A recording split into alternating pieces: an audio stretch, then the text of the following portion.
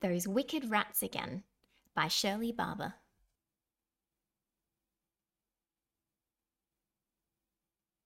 One snowy winter's morning, in the house under the apple tree, Martha B. Rabbit was in a hurry.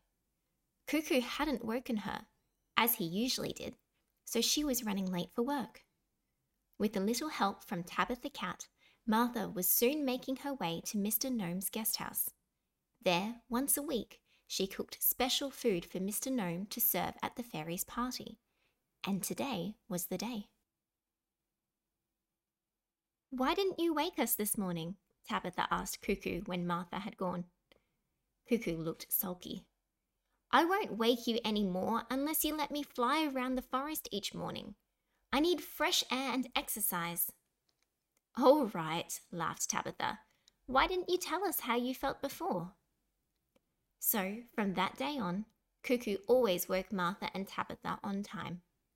Then, after breakfast, he would fly into the forest. Later, he would bring home all the forest news. Not far from the apple tree house lived 3 wicked rats, Blackie, Brownie, and Spotto. One day, Cuckoo overheard them plotting to rob Martha on her way home from the fairies' party.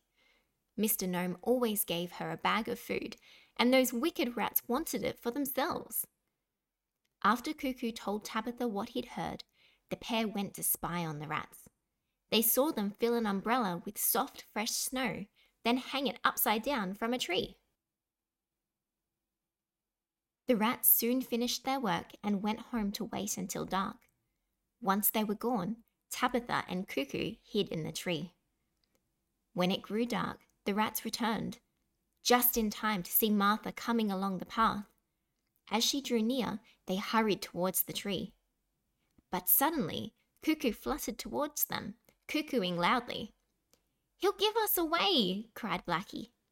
The rats ran out to chase Cuckoo away and, whoosh! Tabitha tipped the snow all over them. A week later, Cuckoo brought home more bad news. "Now those wicked rats have made a giant snowball," he told Tabitha. "Tonight, they're going to roll it onto Martha, then steal her food bag as she falls." "Oh dear," cried Tabitha. "I must do something to help Martha." So, that evening, Tabitha hid near the huge snowball. Before long, the rats returned, laughing with glee at their new plan. Soon the rats saw Martha's lantern gleaming in the distance, so they hurried towards the snowball. But, once again, Cuckoo flew towards them, cuckooing noisily.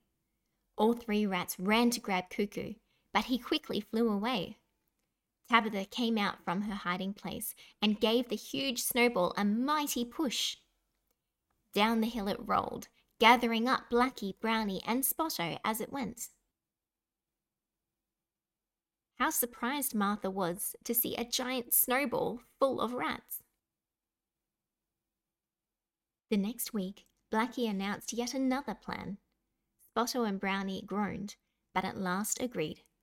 Cuckoo heard the rats plotting and spotted them pushing their sledge up the hill. "Tonight," Cuckoo reported to Tabitha, "those wicked rats are going to sledge down the hill and snatch Martha's bag as they zoom by." "Oh, no, they won't," said Tabitha, putting on her coat. She crept up the hill and found the sledge, then tied it to a tree with a long piece of rope. That evening, when the rats saw Martha coming home, they pushed off their sledge as planned. They were halfway down the hill when the sledge stopped, but the rats didn't. They all went kersplosh into the ice-cold pond. The rats crawled out of the pond. "Why do you keep trying to rob me?" Martha asked the shivering rats. "We've run out of food, and we're hungry," they replied through chattering teeth. Martha didn't say anything.